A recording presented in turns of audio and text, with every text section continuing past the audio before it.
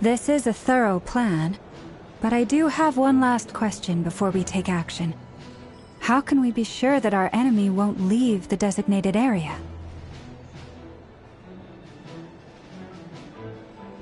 Great question. Albedo's been hard at work analyzing Rarer and the Wild Hunt's behavioral patterns. His conclusions are as follows. Firstly, from the earliest known confrontation until now, Rarer has never displayed any ability to manipulate the dimension of space. So it's unlikely he has any power in that domain. Secondly, he seems to have a particularly strong vendetta against our group. If we put him in a fight-or-flight situation, he'll choose to fight every time. Thirdly, finally, and most importantly, he is consumed by hatred, both for the moon and for his enemies. Turns out, we tick both of those boxes. We have a reincarnated moon in our ranks, and a spy who accessed his private memories without permission. He'll be baying for blood, not looking to escape. As someone who's had their fair share of interactions with the Wild Hunt, those all seem like valid observations to me. Understood. Then I will defer to the verdict of the group. Well, everyone, that's the plan in full detail. Albedo and Durin are carrying out their part as we speak. Plan approved. Scheduling. Okay, any firepower you need, I got you covered. Let's light this baby up. The Frost Moon Scions are behind you as well. And the rest of you?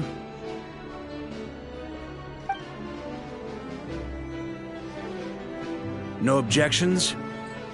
All right, then it's settled. This is the plan we're going with. Next up, an old tradition of mine. Anyone who wants to back out, now's your chance. Wait, we can still back out of this? Everyone says things they regret, right? I don't want anyone feeling trapped because their mouth said yes before their brain had time to think things through.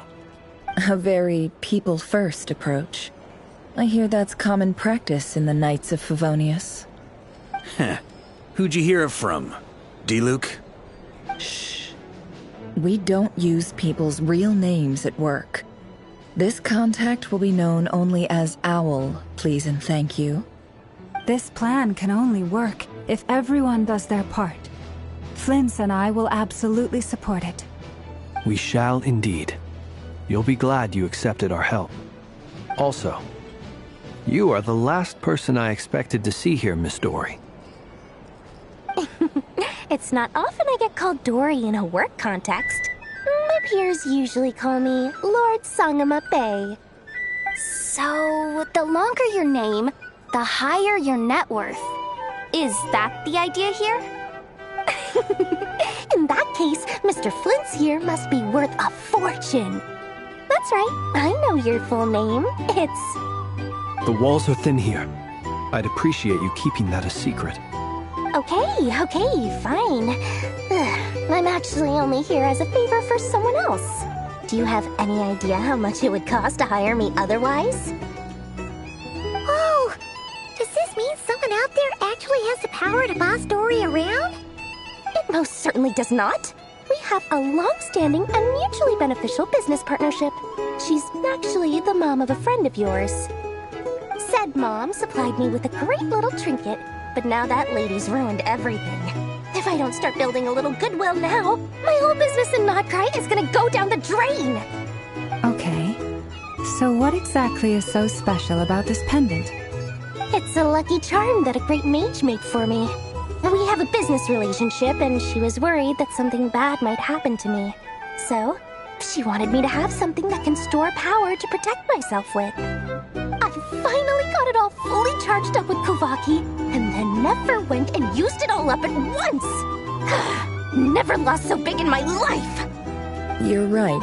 It was all my fault. I didn't mean to drain all the Kuvaki in the pendant, but I'll make it up to you. You will? Well, in that case, how about you give me your chess set, and we call it even? I knew you'd say that. Well, it's yours if you want it. In fact, take it now, and I'll even throw in a free Raker of Solnari. Deal? You're putting me in a difficult position here.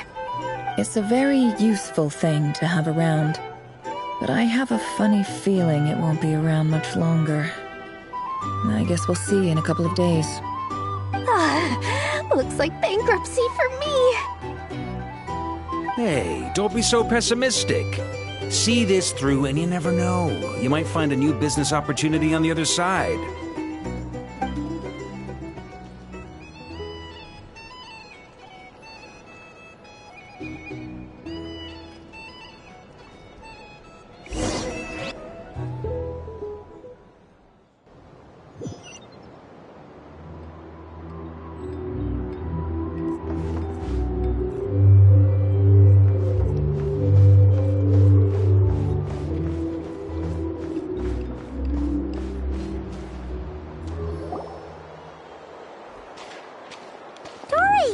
How are things going? Feeling ready? Oh, I was born ready. We only have 2 days. You think Lord Sangamabe would let an opportunity like this slip by? Don't forget, when something's in high demand, the people with the goods on hand get to charge the highest price of all. Even higher than the sellers taking advance orders. Ta-da! See? It's right here. Ah, it's so pretty. Did you make it?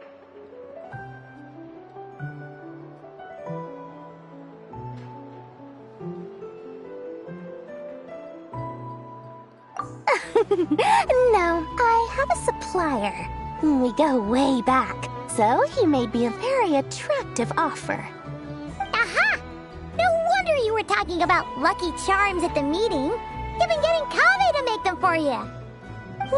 That's not the full story. It actually started a while back as a project between me and the Dendro Archon.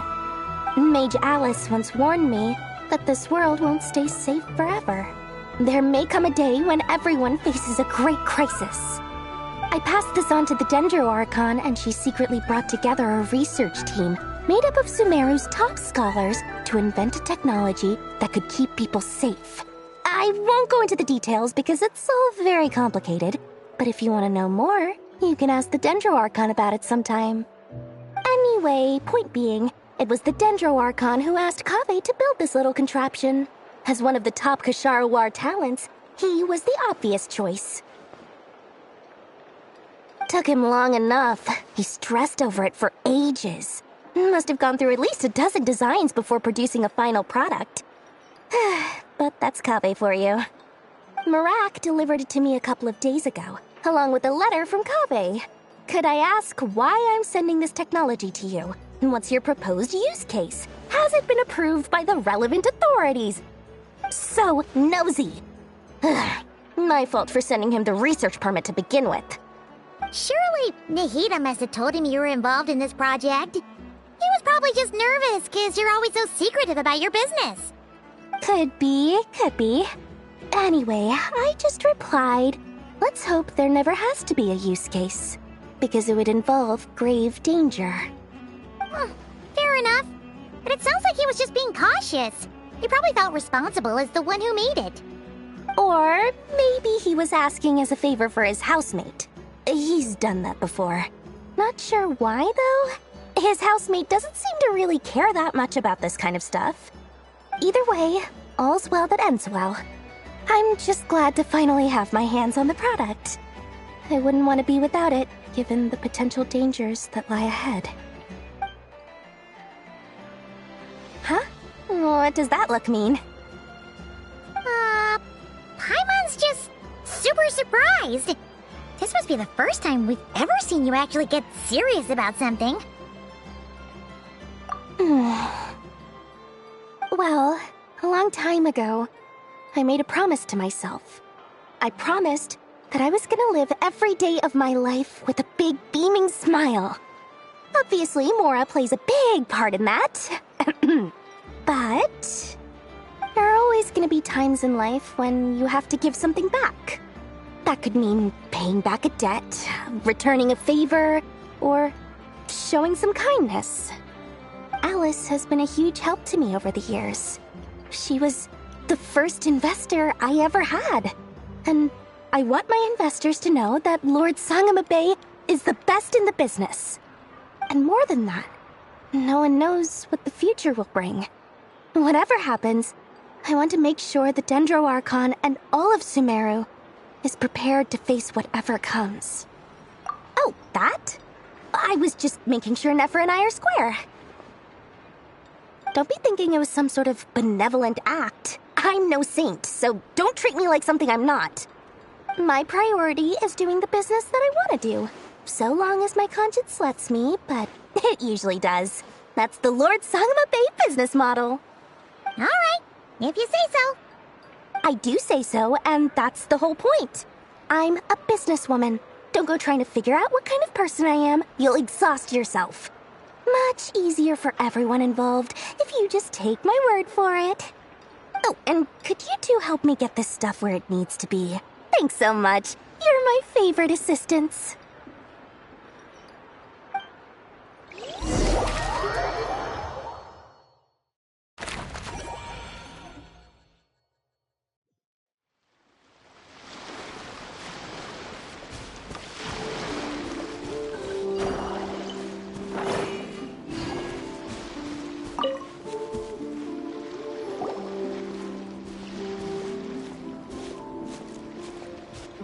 Traveler, Paimon, it's good to see you.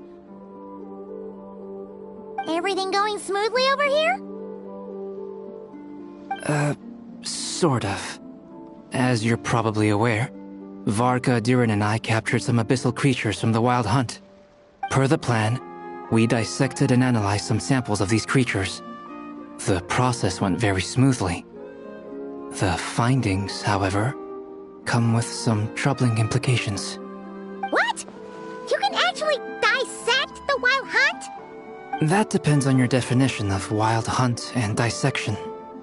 Harmless, lifeless. These words are accurate descriptions.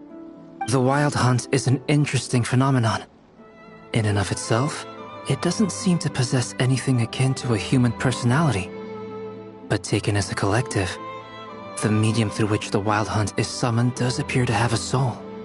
Master griped a lot about the wise Horoptotire, and seemed somewhat fascinated with the Faust Certology. But she barely mentioned Rerir at all.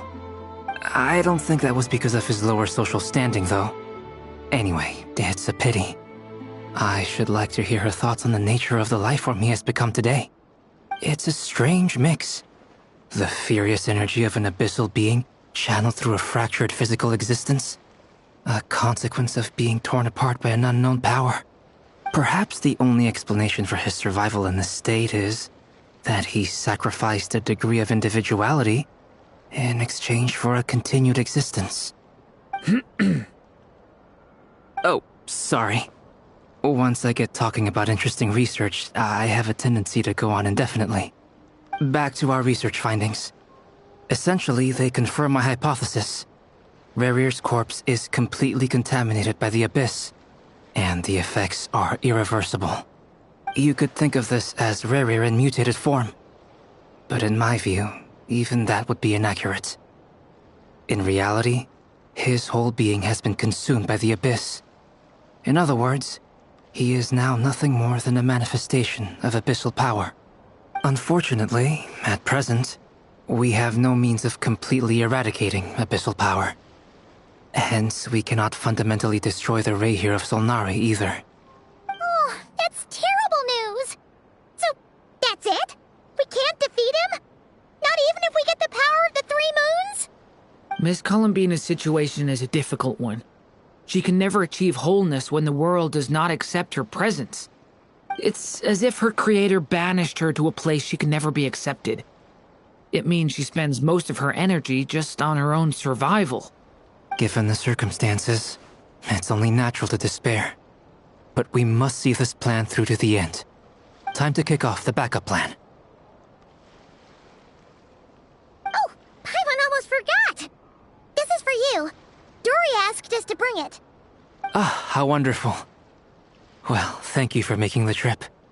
Durin and I will be heading off shortly. I'm sorry I won't be there to protect you in person this time. Please be careful. All right then. Stay safe.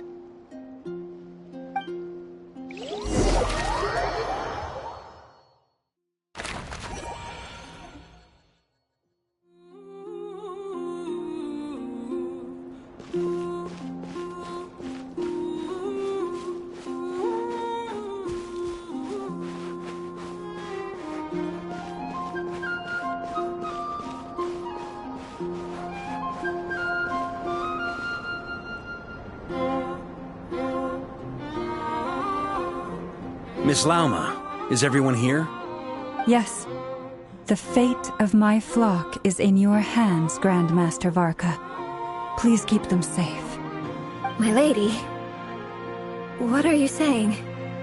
Within the next 24 hours, we will face the biggest crisis the world has ever seen. This is not a burden that we deserve to bear, but I believe that we reap what we sow in this life. So I intend to act. I must do what I think is right. For me, that means fighting for the future of Nodcry. This gentleman is the Grand Master of the Knights of Favonius, Varka, Knight of Boreas. In my absence, please follow his lead. Hey, everyone. Guess I should introduce myself. Well, to start with, I know my way around a battlefield. Biggest strengths are honesty and hard-workingness.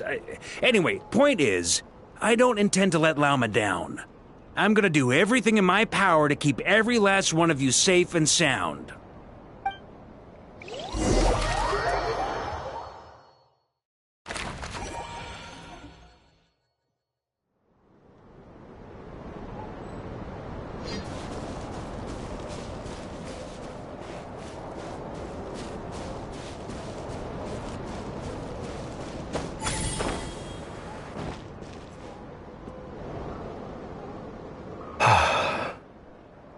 Something on your mind?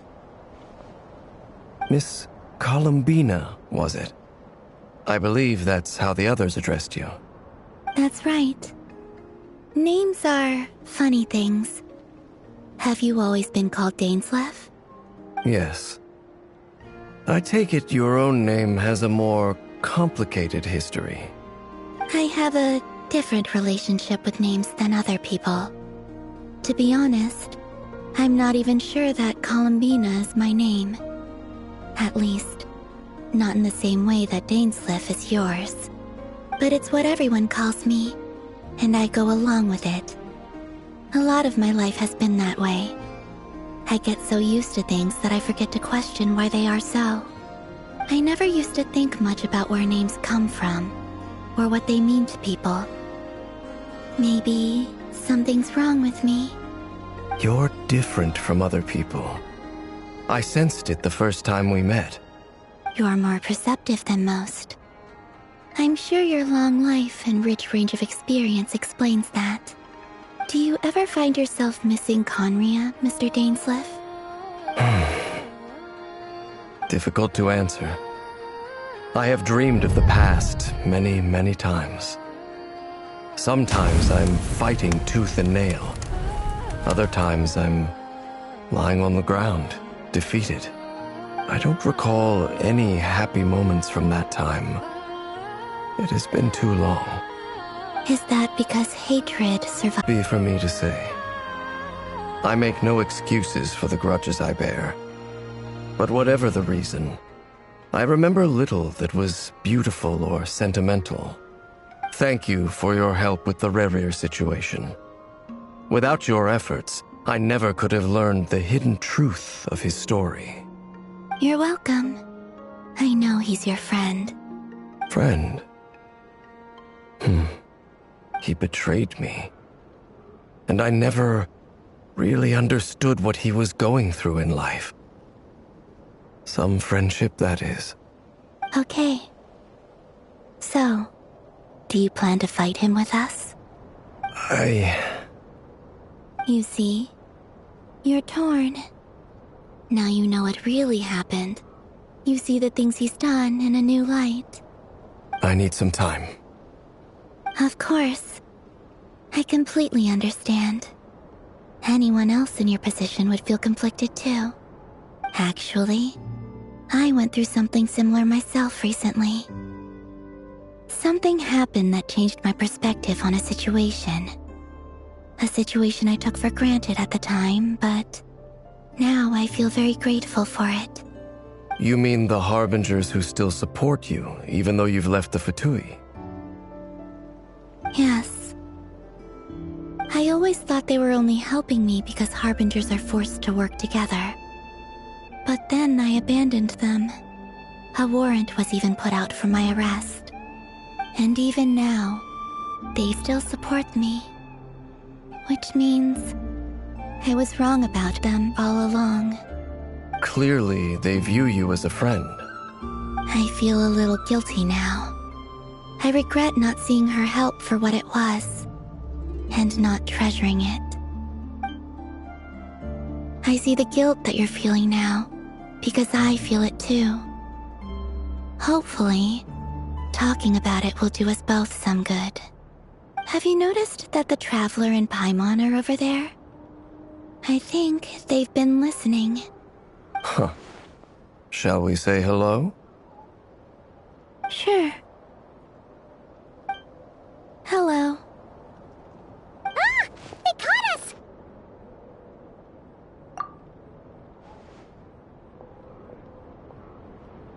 I apologize for making you worry.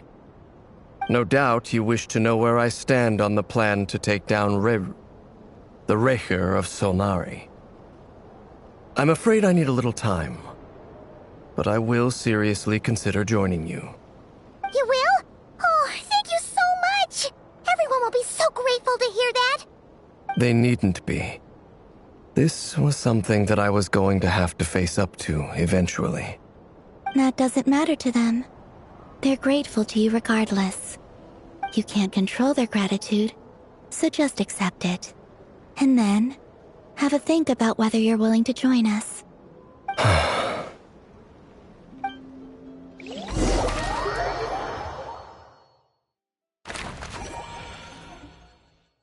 It's nearly showtime! Let's go rendezvous with the others. You know the place.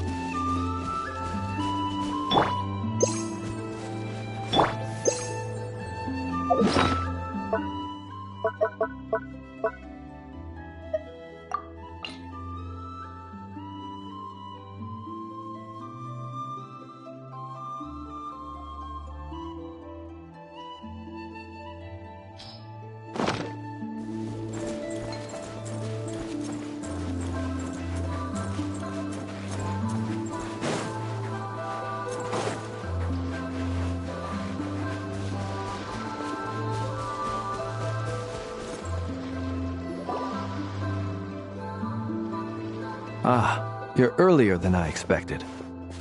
Hey, Flint's! Been waiting here long? Not too long.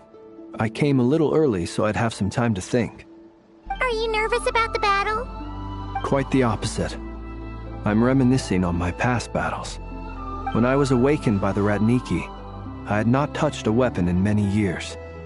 I felt like the battlefield was not where I belonged. But after waging war against the Wild Hunt for so long, I came to realize something. A life of absolute peace is simply not a possibility for me. My restless flame indicates that somewhere inside of me, there is a deep yearning to root out the evil in this world. Oh, that doesn't sound like such a bad thing. Well, in the past, when I was a Fae whose primary concern was hibernation, it was hardly ideal. But it certainly serves me well here in the present. And I am delighted to be able to join forces with you in this endeavor. Looks like I'm not the first to arrive. Ah, Miss Lauma. Did you sleep okay last night? I struggled to settle down at first, because of the nerves. But don't worry. I got enough sleep in the end. I'll be just fine. Please, I'm just doing my part. Never! Over here! Aino asked me to relay a message. She said Anefa will be on high alert and keep a close watch over all secondary districts where defense is required, providing support as necessary. Meanwhile, Ino herself will provide range support to us directly, using her latest invention. Excellent. My thanks to all involved. The chess set's looking a little unstable. It won't hold him much longer. We should be prepared to engage at a moment's notice. No sense sitting around waiting. Let's make the first move while we still have the option. I agree. Paimon, find a safe hiding place. Got it! Be careful, Traveler! I will.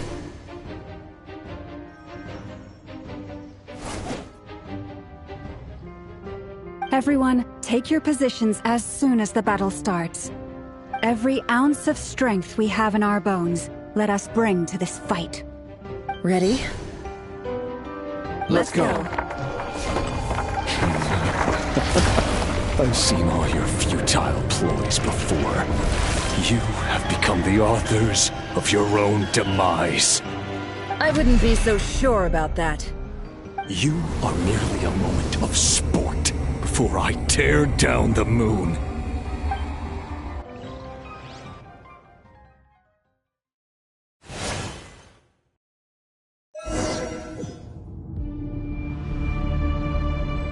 Stay the on moonlight betrays you. You too!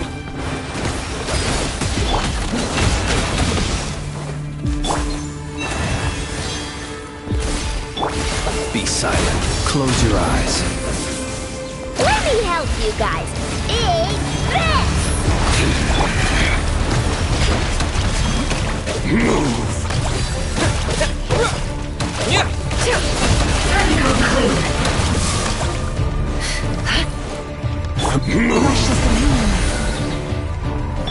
Be silent. Close it. Are you quite finished? Hunt them down! The moonlight betrays you.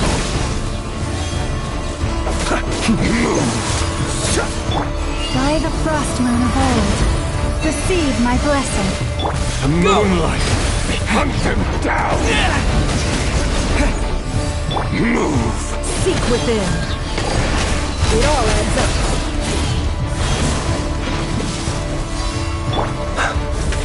Close your eyes. Hunt them Be down. silent.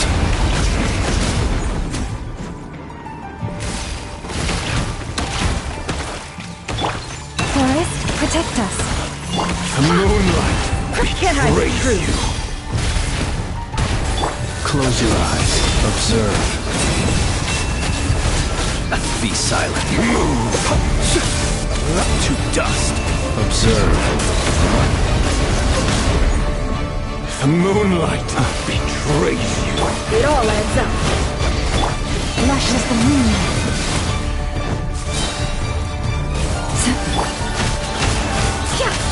Can't hide the truth. Close your eyes. Night falls. Entire. The mystery unravels.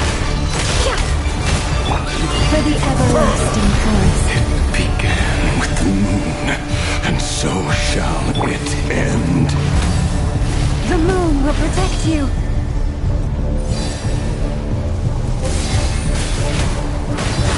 Go!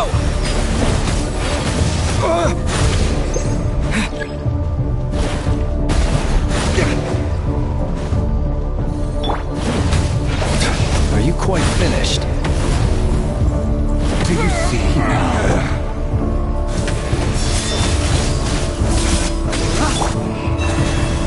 Fire. When will it be as you foretold?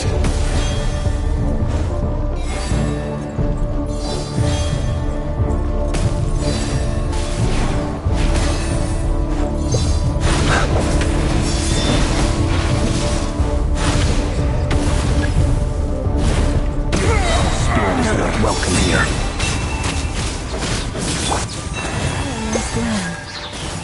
The deception ends here. No more lies. Can't hide the truth. Wipe out! With one heart, we pray. you to hunt him down! Close your eyes. Be silent. Do you fear the dark? Observe. Night falls. Betrays you. Water jet! Hunt him down! A grave transgression. For the everlasting forest. Close your eyes. Be silent. Pathetic! Hunt him down! Close your eyes. Night falls. Branches a song. The mystery unravels.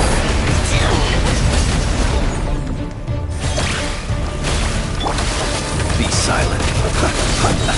Are you quite night falls? Observe. Moonlight, move! Your little game of heroics is over. Who wants to go first? The moonlight betrays you. Now, get out of my sight! No! We've been separated! Will it take? You okay? Never! Where are the others? Stuck outside the barrier. I guess he really doesn't like us. I told you before. Knowing too much is always a death sentence. Your death is within my grasp. Be careful what you wish for.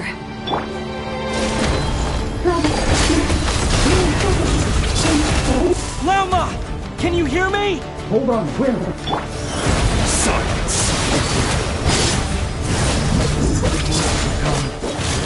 But at least I know we're still there.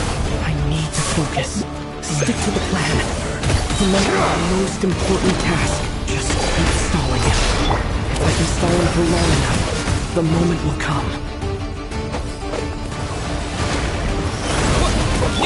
It all adds up.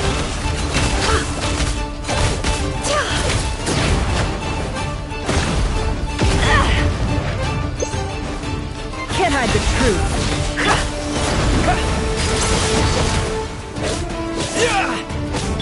The deception ends here. No more lies. Time to go clean. How unfortunate. Go! Bombs away!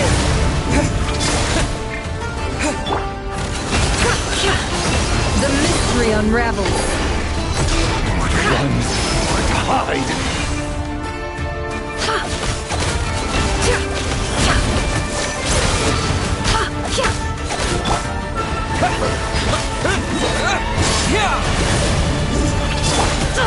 Absurd.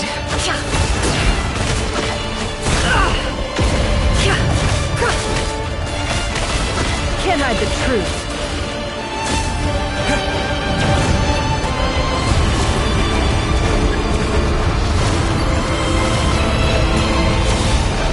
I've got this!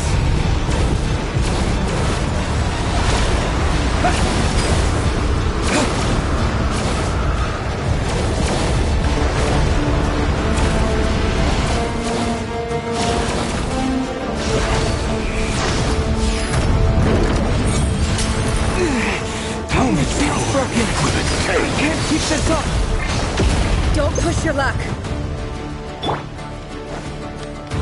No more lies. Can't hide the truth. It all adds up.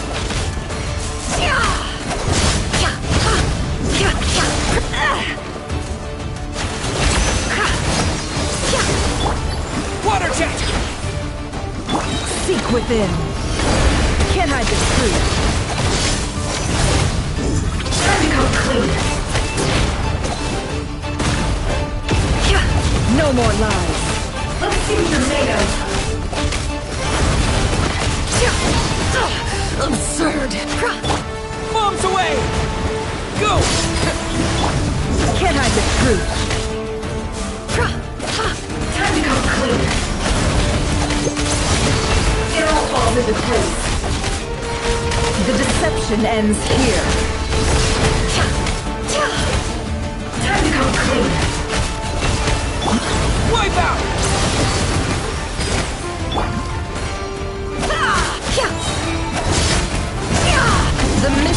unravels.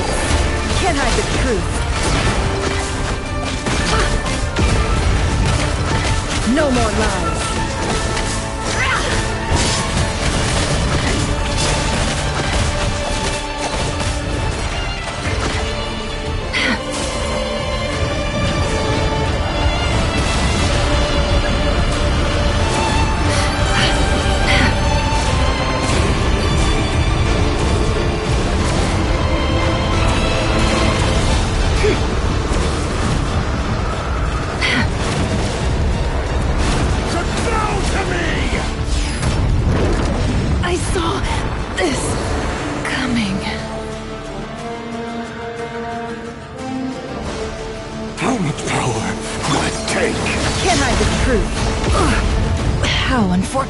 The deception ends here.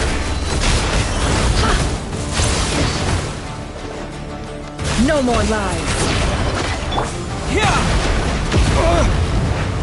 Go! Can't hide the truth. Seek within.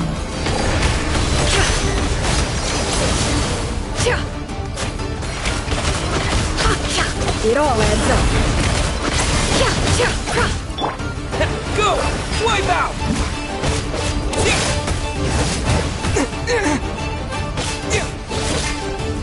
Can't hide the truth. The mystery unravels. It all adds up.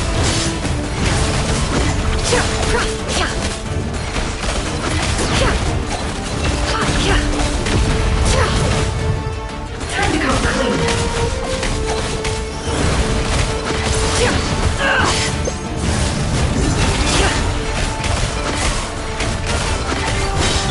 Bombs away!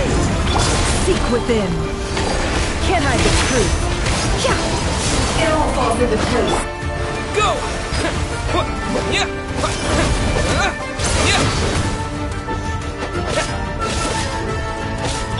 It all adds up. No more lies. Water jet! Go!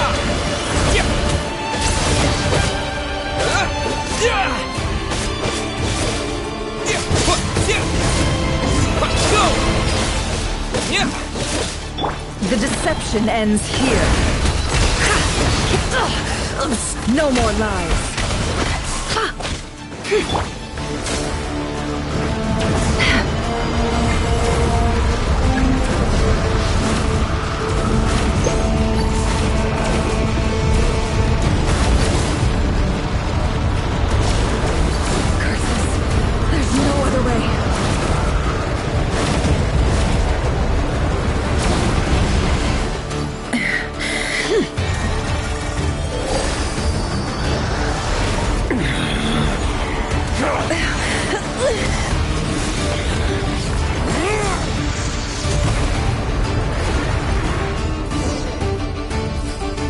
The only way to defeat Rarer is to borrow his own power.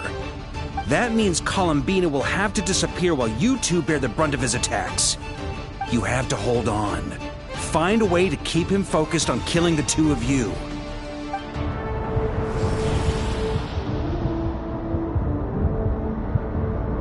Nefer, your eyes are bleeding. Soon you will be powerless to resist. And then, I will reduce you to dust. But that dust will plague your memories. Come on, keep holding on. Any other tricks up your sleeve? Let's see them. As entertaining as they are, you've backed yourself into a corner. You don't fool me. I see your fear clear as day. I have to stoke his rage. Make him unleash everything. You fear what you could never defeat. You fear the thought of never being able to save your beloved. You cannot win the fight against fate, Rarir. Is that what you think? Well, now it's your turn to feel afraid!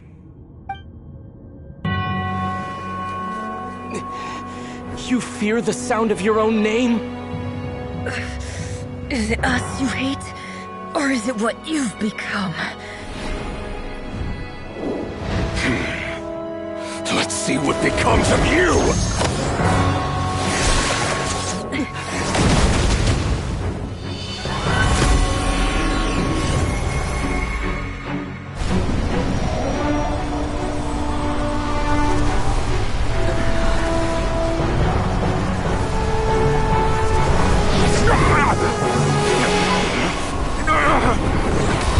What's happening? That power. I've seen it before.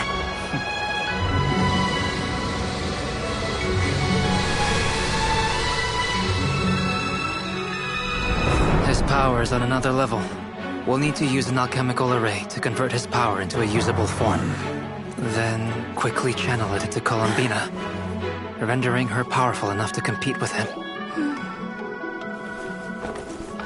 I'll join you. I can help. If I release enough abyssal energy into a confined space, it'll create a potential difference, allowing us to extract a huge amount of elemental energy. Next, I'll synchronize with everyone's minds using Pyro, then give you temporary access to their abilities and fields of view. But it won't last long. Can you see? Well enough. So, we have a student of Gold Rhine-Daughter in our midst. How about that?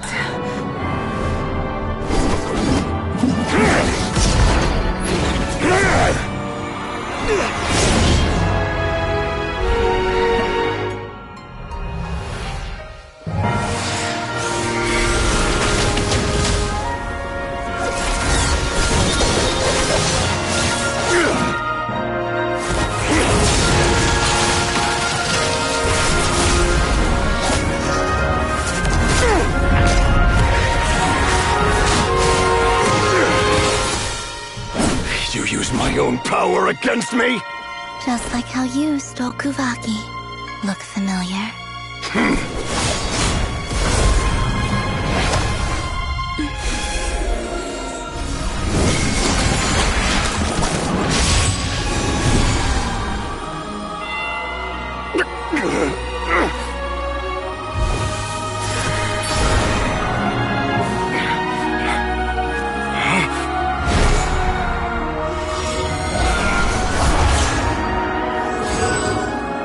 Don't you realize?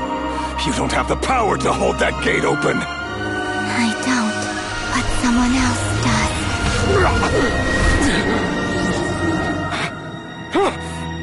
Goodbye, Rerir.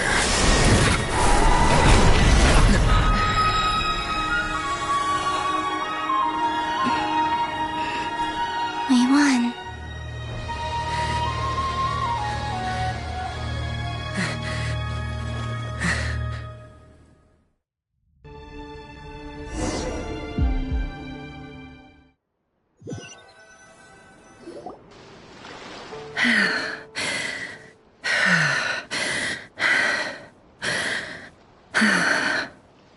Nefer, how are your eyes? They're fine. Apart from the blindness, of course. It's not too late. Let me handle it.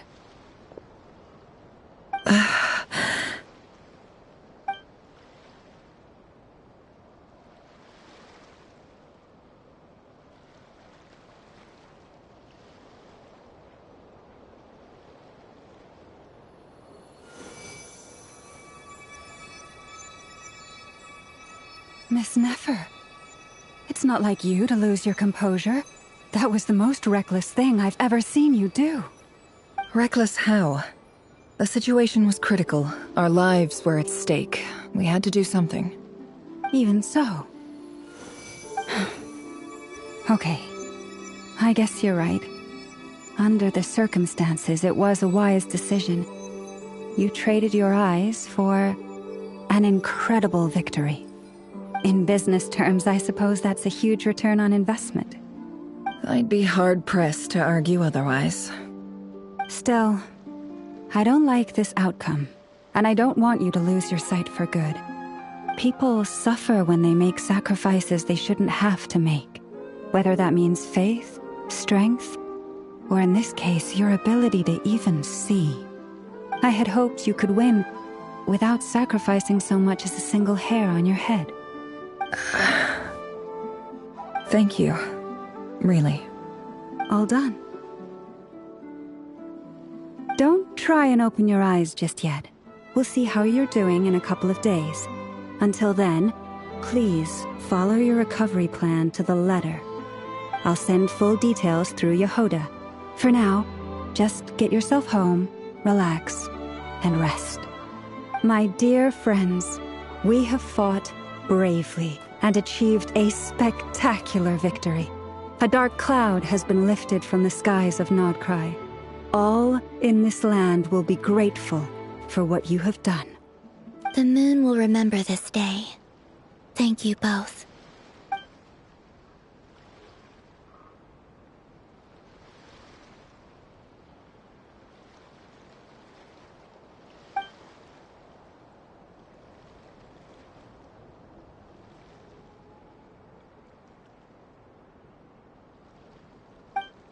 There's something I want to let you know. What is it? When Durin connected everyone's minds so I could access their powers, I also felt everything they felt. And since Nefer's eyes were injured, my eyes are hurting now too.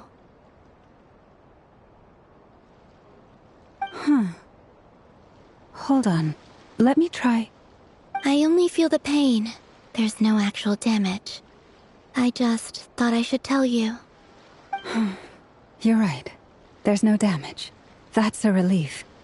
But I must say, I'm surprised to hear the Kutar share something like this with me. In the past, you never used to open up about yourself. Things are a little different now from how they were. I'm learning to share how I truly feel with my friends. Friends? You have no idea how glad I am to hear that.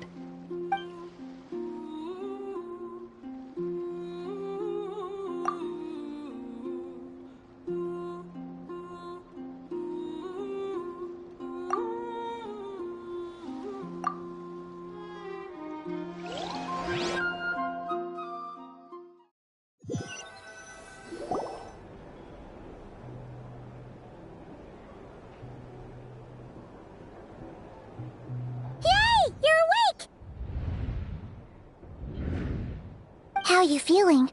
Any aches and pains? Did you sleep well? I'm doing all right, Paimon. No need to worry about me. Phew! Well, that's good. Paimon's been sitting on the edge of the bed worrying about you for ages. You slept a whole day and night. Poor Paimon had to eat all by her lonesome. Glad to hear you didn't starve. How was the food? Well, it wasn't the same without you there to share it. Honestly, Paimon just can't relax when you're not your usual self. She couldn't enjoy the food and settle down to sleep. Well, I'm back to normal now. Oh yeah, and Albedo swung by earlier. He said to tell you to head to the tavern when you woke up. Varker and the others are organizing a victory feast and they want to celebrate with you. He also dropped off some medical supplies, but you seem fit as a fiddle, so guess you won't be needing those. If you're feeling up to it, let's head over now. Wouldn't want to keep them waiting.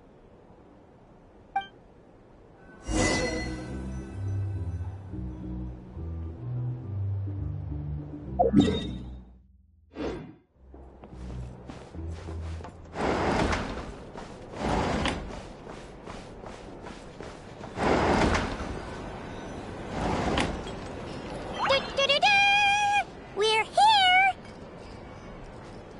Oh, Traveler and Paimon! Perfect timing! We were literally just saying how there's no way we're holding this victory feast without you any longer, and we would have postponed it till tomorrow. How are you feeling today? Much better. Thanks. Don't worry about me. Relieved to hear it. If that changes, just let me know. Happy to check you over at any time. Yep, we're here for you. Anything you need, just let us know. Oh wait, where's Nefer? How are her eyes doing? Nefer's right over there. I'm sure she'd love to catch up with you.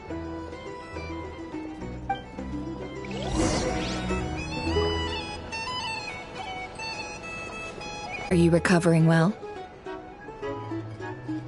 Turns out that moon chanter has some real talent after all. My eyes were mostly recovered after just a couple days' rest. I can actually open them again now.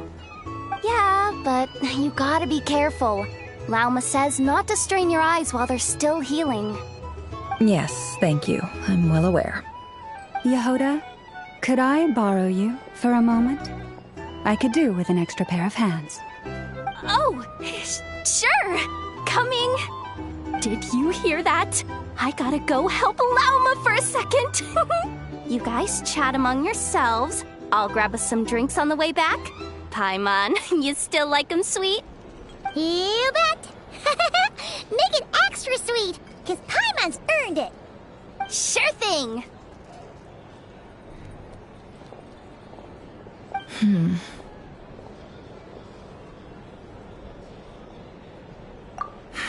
The Raker of Solnari. Kind of a snake, don't you think? No, definitely a snake.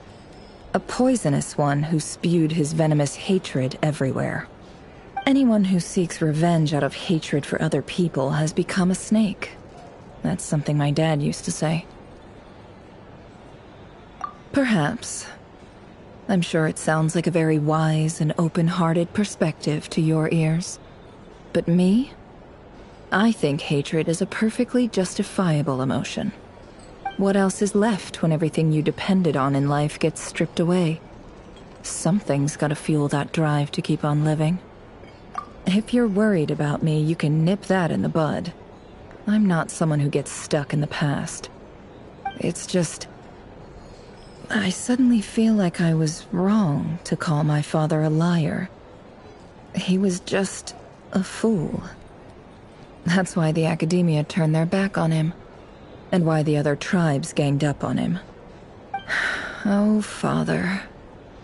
How much better things could have been if you were a skilled liar. Look at the Ibis King.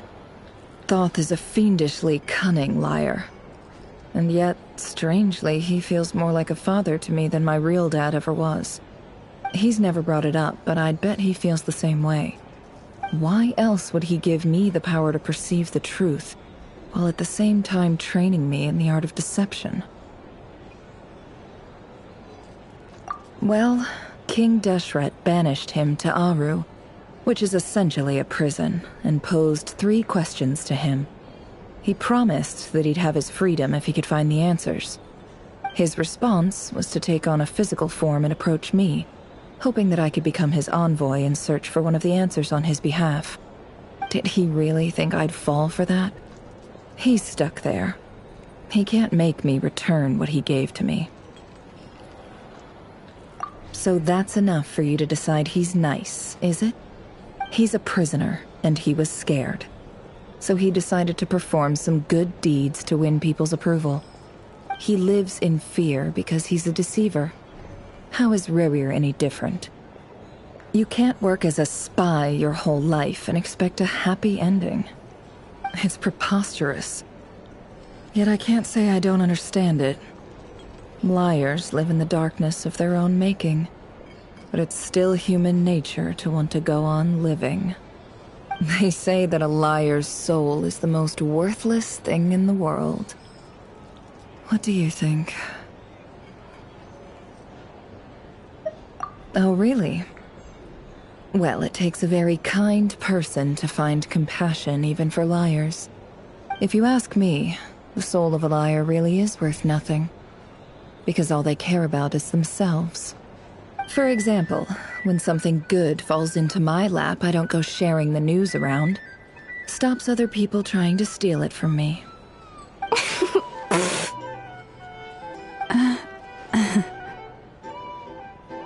So be it. They have sharp ears. I can't keep anything from them. Wow, is that what it looks like? Well, you all know my past now, and I can't simply eliminate everyone who knows too much.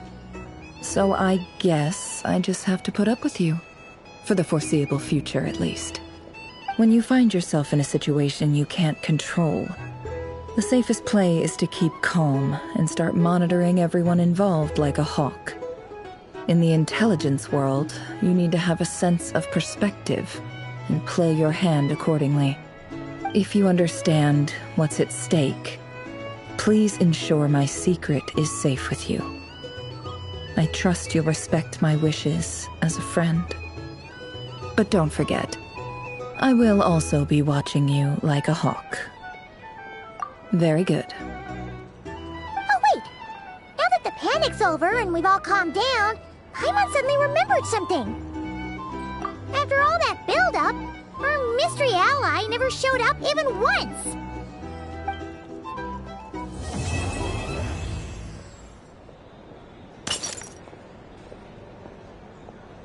Huh? Am I imagining things?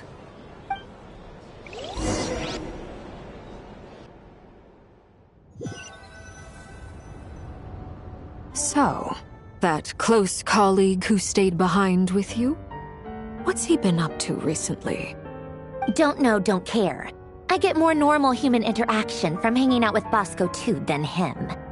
Although, now you mention it, he hasn't bothered me in a while. I wonder if... If he's disappeared without a trace, it's the biggest gift he ever gave to the world. But I somehow doubt that's what's going on. He won't lie low forever. So we'd better stay on guard.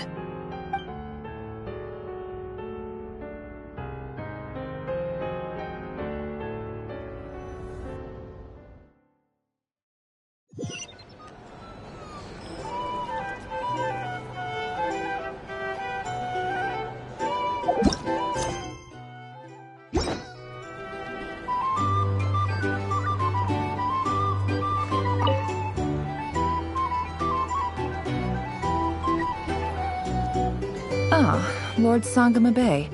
How lovely to see you. I must thank you for the device you provided. It was an enormous help. Would I be right in thinking that it was developed by the Academia? Why come and ask me when you clearly know already? I mostly came to thank you. That's more like it. A little gratitude goes a long way with Lord Sangama Bay. Play your cards right, and you might even stand a chance of becoming my long-term supplier. The chance to work with such a kind and charitable investor as yourself would be a great honor for the Curatorium. Huh? Charitable? Who said anything about charity? First time hearing about it. Let's see. The first plot of land you purchased in Nodcry, your desert interests, and... Stop! What do you think you're doing? Exposing my investment history! It's nothing to hide from. They're all perfectly legitimate investments.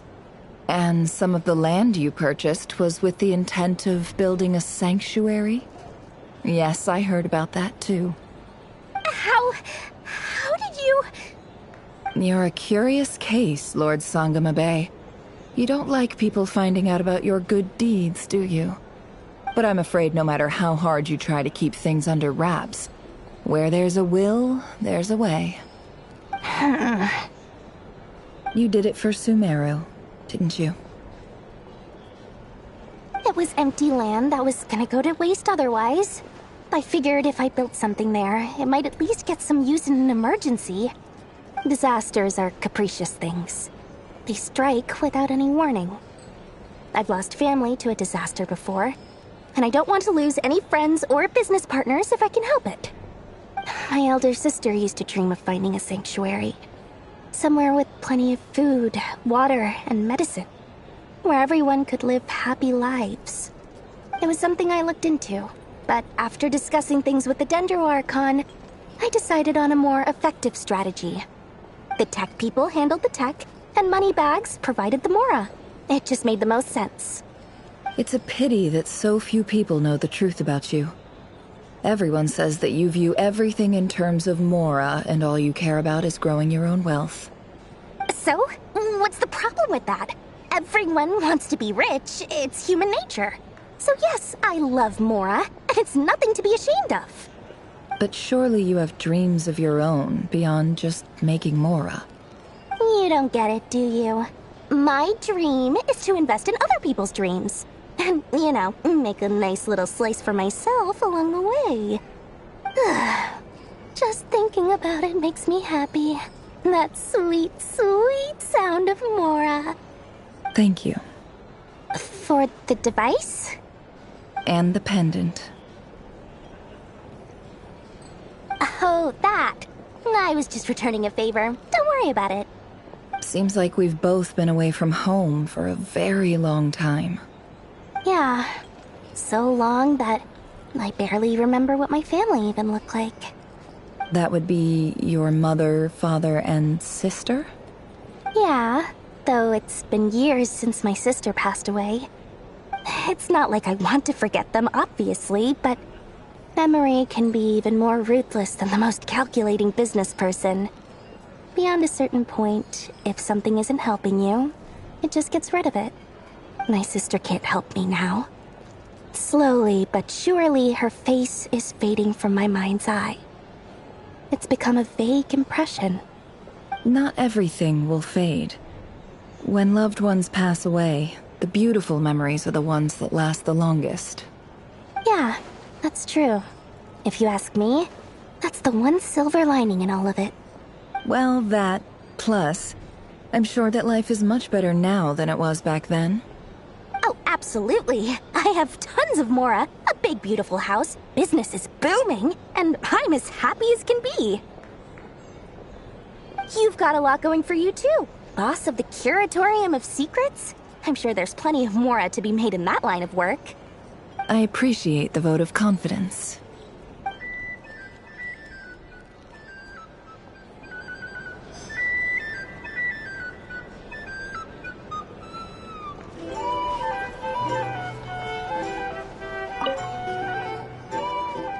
How have you been holding up? Any adverse reactions? If you start to take a turn for the worse, make sure you tell me right away. You don't need to worry about me, Grandmaster. I'm fine. I mean, I barely did anything, so... What? You're too humble, young man. You played an indispensable role in the battle for Nodcry. We can't thank you enough for your support. Sometimes, when people praise you, it's because you deserve it. The best thing is to accept it calmly and with grace. It's important to learn how to respond to words of admiration. Let's do a quick demonstration.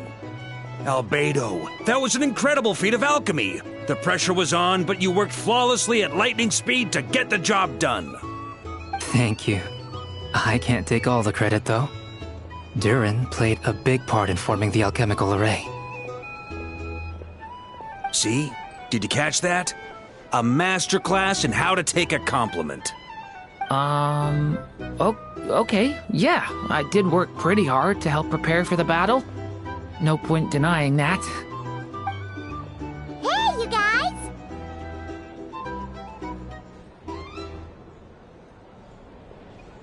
Hey, look who's bounced back. Looking good, Traveler. Seems like you've recovered. You won't need to take any more medication. Can I get you a drink? Huh? You know how to order at a bar now? You've sure learned a lot recently. Handling a drinks order is ridiculously simple compared to alchemy. Don't worry, I'll blend into society yet. Paimon believes it. You're clearly a fast learner, just like your brother. To be totally honest, though, Paimon didn't quite follow all the details when you first explained the plan to us. Don't worry, that's completely understandable. Unless you're a student of alchemy, it's hard to grasp the principle and how the process works. To put it in the simplest terms, we saw how our enemy stole the power of Kuvaki. And that gave us the idea of stealing his power to turn it against him. When facing an enemy you have no hope of defeating, it's best not to engage them in battle. So, instead of looking for a way to overpower him, we decided to help Columbina get strong enough to at least stand up to him in a fight. For this to work, we had to analyze his modes of attack, confirm who his main target was, and make sure that he wouldn't go beyond the range of the alchemical array. For added security, we prepared a total of 4 arrays. But to mitigate the impact of the battle, we identified one location in particular as the ideal spot, which is where the confrontation took place. The alchemical array absorbed his abyssal power. Then Durin processed it to render it usable by Columbina. That power enabled her to do what would otherwise have been nigh on impossible. What surprised me was that Dainsleif actually agreed to join us. Given his history with Rerir, he had every right to sit this one out. But we're extremely grateful for the decision he made. It must have been a painful choice to make. But I'm sure that making a decision was far better for him than staying in limbo. Absolutely. He was torn between two paths, but in the end, he made his choice and stuck to it resolutely. He doesn't strike me as the sort of person who'd stay trapped in limbo for long. Anyway, however you cut it, everyone gave a stellar performance. And now, it's time to kick back and celebrate.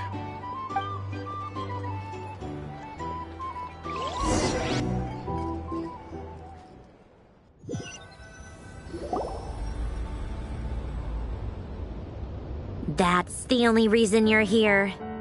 Yes. I've thought a lot about it.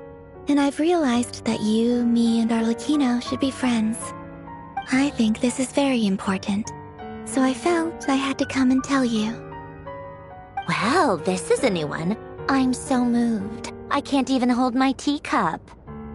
If that's all, you can leave now. Do you not want to be friends with me? Or is it that you prefer being co-workers? What is this, Columbina? Are you deliberately testing my patience threshold?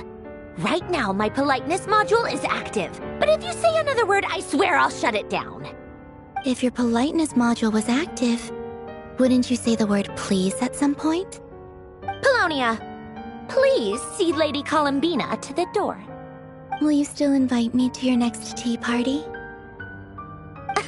What? Yes, I think you will. Bye-bye, dear Sandrone.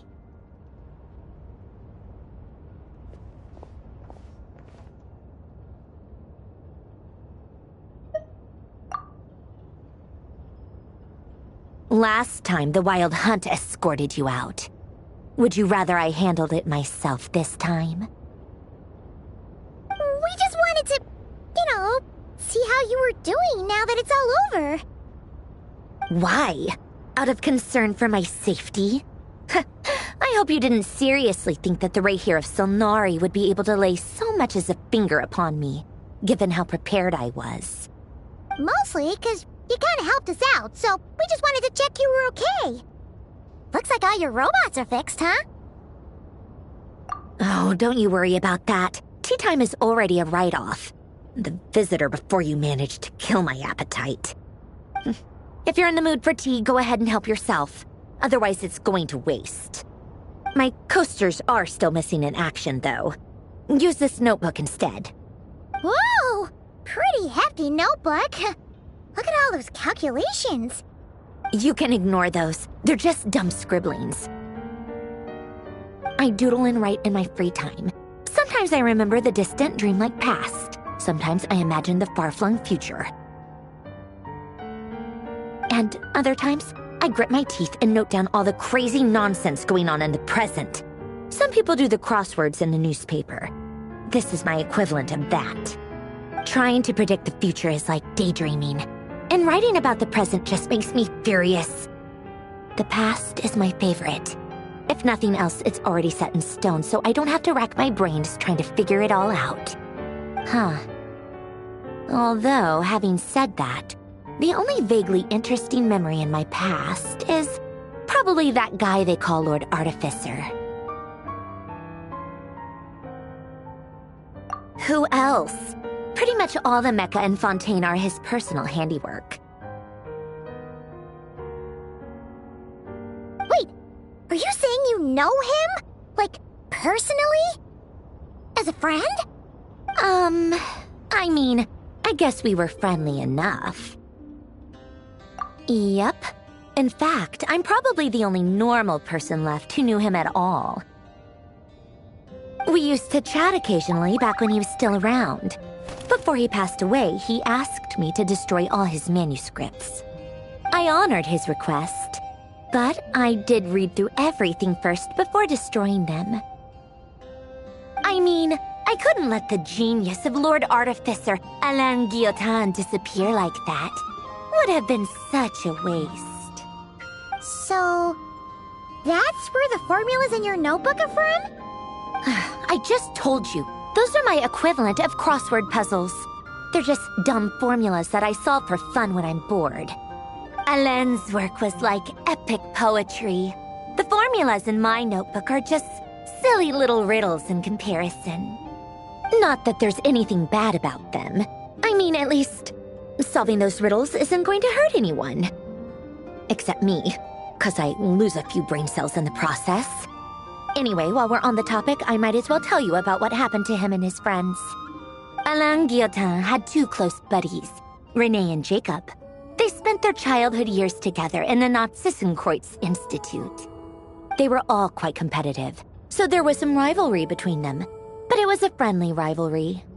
But beneath the friendship and the rivalry ran something deeper, a sense of nostalgia for the past. Unfortunately, childhood would end. The prophecy would come true, the apocalypse would arrive, and the future would never be. A mad dream that would normally only capture the minds of lunatics began to take root in their hearts. A dream of saving the world.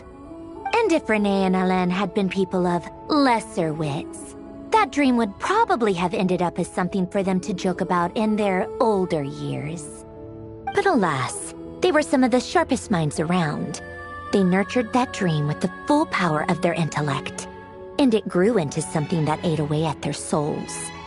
The first of them to fall under its spell was Renee.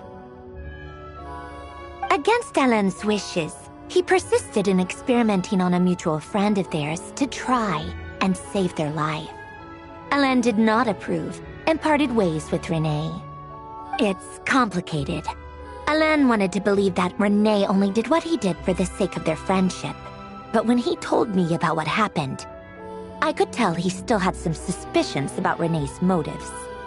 Perhaps the seed that would grow into a nightmare had already sprouted in Renee's mind. Even then, the next time they met, Renee's soul had been completely engulfed by the dream of salvation. His futile attempt to change the tide of fate only resulted in a wave that swallowed up the world, even before the apocalypse came. And although that wave died down eventually, I hear that it just recently came back with a vengeance. As I understand, Renee wanted to live out his dream of salvation once more. But I'm told that the attempted resurgence finally died out for good. At long last, Renee awoke from his deluded dream. Though of course by then it was far too late. What do you think of Renee? Do you admire his transcendent genius? His view that any price was worth paying to achieve the lofty goal of saving the world? Or do you despise him? Dismiss him as an evil madman who wrought havoc on the lives of everyone around him as he pursued his delusional dream? Same difference, really. Just a matter of perspective. What a cop-out. But I suspect you'd have a more incisive and insightful answer if we dug into it further. I don't like fanatics who give up their whole lives for their ideology. Nor do I like fools who let their delusions take control.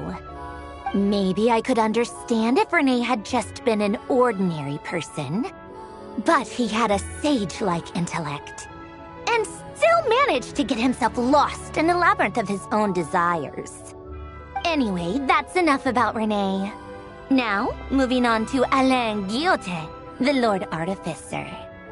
He managed to put a stop to the first storm whipped up by Renee. But after that, Alain lost his friends and family. To his credit, I suppose, the loss of his family and friends was purely a tragic accident. It's not like Alain sacrificed them for his cause or anything.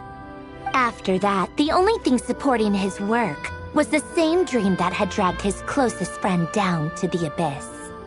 But although the desire to save Fontaine drove him to found the Fontaine Research Institute, Alain continued to reject any form of transcendental knowledge or power. He was suspicious and fearful of it, having seen the way it had affected his closest friend. I think that formulas and machines derived solely from human intellect were the only thing that gave him a sense of spiritual comfort. Yet Alain's intellect was simply too great. It barely left him space to breathe in his lifetime. Once he realized that the end of his life was approaching, he finally accepted the truth. The Nazissenkreuz Institute needed someone, and a human being, to see its story through to the end. He quit working on his formulas, trading them in for the fairy tales that had played such a formative role in his childhood, but which he barely touched in his adult life. He told me that the director of the Nazissenkreuz Institute used to read those fairy tales to the children as bedtime stories. Apparently, they worked wonders at sending kids off to sleep. I think that all he wanted at that time in his life was to be able to sleep deeply without being plagued by depression. By that point, nothing else really mattered. At the very end, he laid down to rest in the ruins of the former Nazissenkreuz Institute orphanage, while the Fontaine Research Institute he had founded continued tirelessly with its work. Many years after that, tensions over competing dreams would once again cause a rift, this time between members of the Fontaine Research Institute.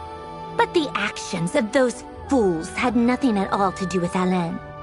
And that is the story of two people from the Nazissenkreuz Institute who both wanted to save the world.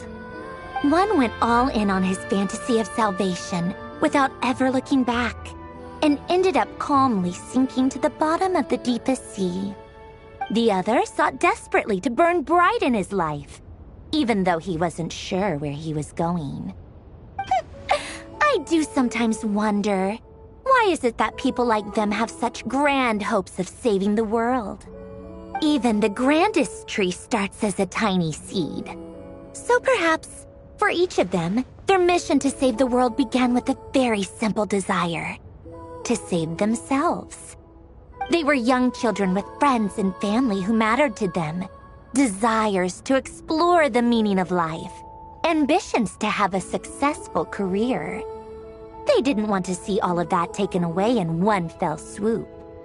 Or maybe they just wanted to find something to anchor themselves within the chaos, to stop them getting quietly swept away by the storms of life. But instead, the search for their own salvation took them down the rocky road laid out by fate. Do you think the desire to save oneself is enough of a justification to try and save the world?